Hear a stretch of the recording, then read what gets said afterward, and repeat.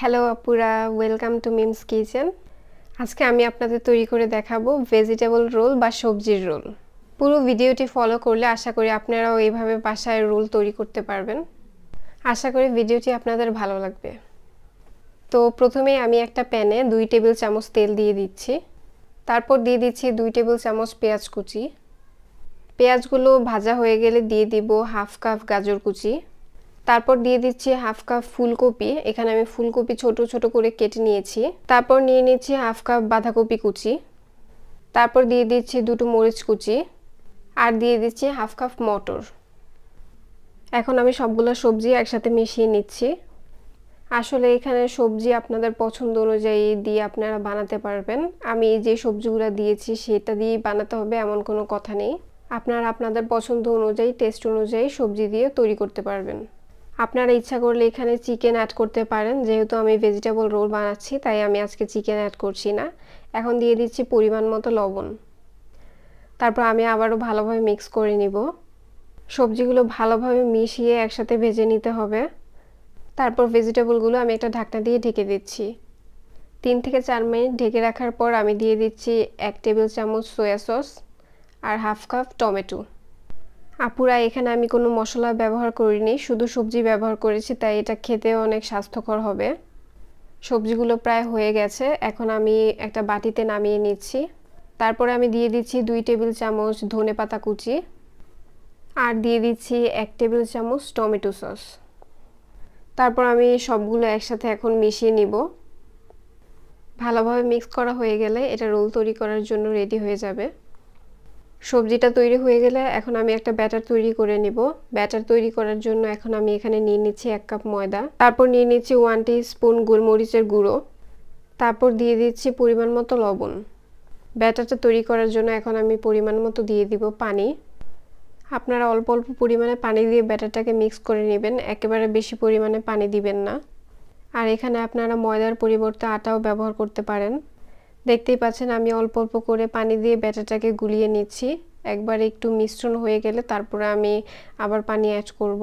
আর এই ব্যাটারটা একটু পাতলাই হবে। যদি আপনারা ব্যাটারটা একটু ঘন করে তৈরি করে ফেলেন তাহলে যখন রোল তৈরি করতে যাবেন তখন রোলটা ভেঙে যাবে, হবে না। দেখুন ব্যাটারটা একদম ভালোভাবে মিশে গেছে, ভিতরে কোনো দানা দানা নেই। এখন আমি আরেকটু পরিমাণে পানি দিয়ে আরেকটু পাতলা করে তৈরি করে নিব। তো এখন আমি আরেকটু পানি দিয়ে এটাকে ভালোভাবে মিশিয়ে নিচ্ছি। আমার ব্যাটারটা প্রায় রেডি হয়ে গেছে। এখন আমি একটা প্যানে একটু তেল ব্রাশ করে নিচ্ছি।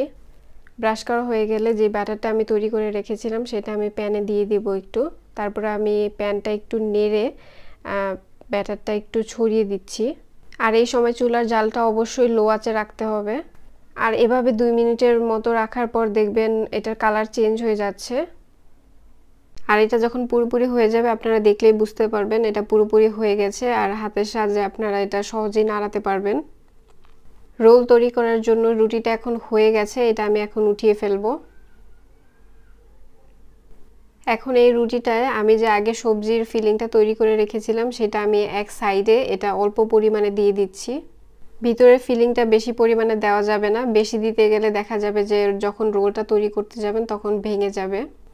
এখন আমি আটার সাথে একটু পানি মিশিয়ে একটা মিশ্রণ তৈরি করে রেখেছিলাম, সেটা রুটিটার পুরো সাইড দিয়ে আমি দিয়ে দিচ্ছি। এই মিশ্রণটা দেওয়ার ফলে আপনি যখন রুটিটাকে ফোল্ড করবেন তখন এটা লেগে থাকবে এবং আপনার রোল করতেও সুবিধা হবে।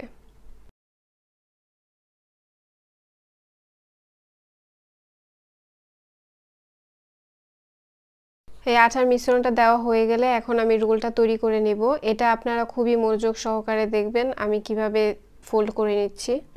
আর এটা অনেক সাবধানের সাথে করতে হবে, যেহেতু রুটিটা অনেক নরম তাই এটা ভেঙে যাওয়ার সম্ভাবনা থাকে। আমি আপনাদের সুবিধার্থে জুম করে দেখিয়ে দিচ্ছি। প্রথমে 2 সাইড দিয়ে আমি ফোল্ড করে নিয়েছি।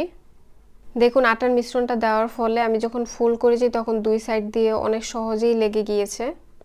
এখন আমি উপর দিক থেকে রুটিটা আবার ফোল্ড করে নেব।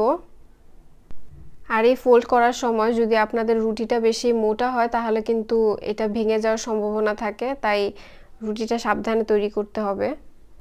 দেখুন আমার রুটিটা ফোল্ড করা হয়ে গেছে।